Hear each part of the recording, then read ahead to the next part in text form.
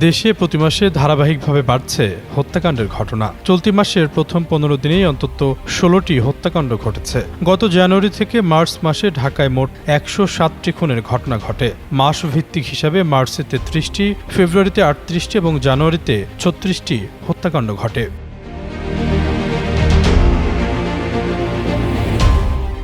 কখনো মোটা অঙ্কের চাঁদা দাবি, আবার কখনো ব্যবসা ও অন্যান্য সম্পদ দখল নেওয়াকে কেন্দ্র করেই সংঘটিত হচ্ছে এসব হত্যাকাণ্ড।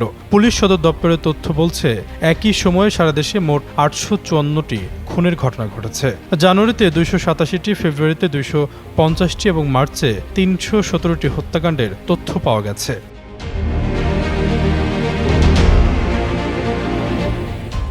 যুগান্তরের এক প্রতিবেদনে বলা হয়, চলতি মাসেও দেশের বিভিন্ন স্থানে একাধিক চাঞ্চল্যকর ঘটনা ঘটেছে। লেস অয়েল অ্যাবজর্ব করে আপনার পরিবারকে রাখে হেলদি। ফুড গ্রেড ম্যাটেরিয়ালে তৈরি যমুনা কুকওয়্যার।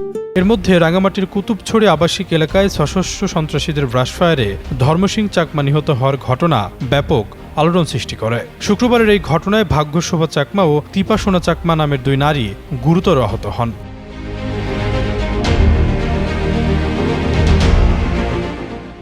সংশ্লিষ্ট সূত্র বলছে, শীর্ষ সন্ত্রাসীদের অনেকেই বর্তমানে বিদেশে অবস্থান করেও দেশীয় নেটওয়ার্কের মাধ্যমে চাঁদাবাজি ও অপরাধ নিয়ন্ত্রণ করছে। মোবাইল ফোনে সরাসরি ভুক্তভোগীদের সঙ্গে কথা বলে মোটা অঙ্কের চাঁদা দাবি করা হচ্ছে। অনেক ক্ষেত্রে স্থানীয় সহযোগীরা উপস্থিত হয়ে ফোনে ধরিয়ে দিয়ে বড় ভাই কথা বলবেন জানিয়ে ভয়ভীতি দেখাচ্ছেন। চাঁদা দিতে অস্বীকৃতি জানালে প্রাণনাশের হুমকি দেওয়া হচ্ছে। এমন পরিস্থিতিতে আইনশৃঙ্খলা রক্ষাকারী বাহিনীর ভূমিকা নিয়েও প্রশ্ন উঠেছে।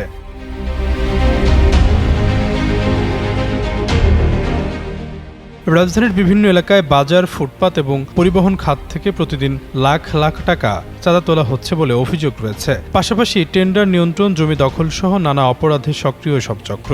সন্ত্রাসী বাহিনীর সদস্যরা এই চাঁদার অর্থ হুন্ডির মাধ্যমে বিদেশে পাচার করে দিচ্ছে। সেখানে অবস্থানরত শীর্ষ সন্ত্রাসীরা এই অর্থেই বিলাসী জীবনযাপন করছে।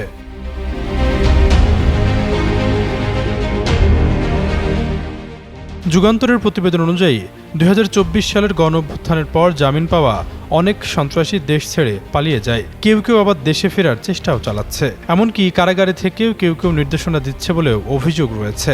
গণঅভ্যুত্থান পরবর্তী জামিনপ্রাপ্তদের মধ্যে অন্তত ৬ জন তালিকাভুক্ত শীর্ষ সন্ত্রাসী রয়েছে।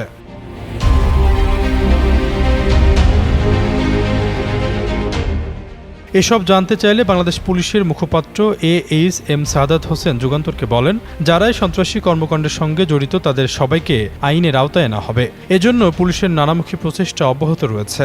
তিনি জানান, জামিনপ্রাপ্ত সন্ত্রাসীদের বিষয়ে আমাদের কাছে বিস্তারিত তথ্য রয়েছে। এছাড়াও সাম্প্রতিক কয়েকটি চাঞ্চল্যকর হত্যাকাণ্ডে তাদের কোনো ভূমিকা আছে কিনা সেটিও খতিয়ে দেখা হচ্ছে। আশরাফুল ইসলাম, যুগান্তর নিউজ।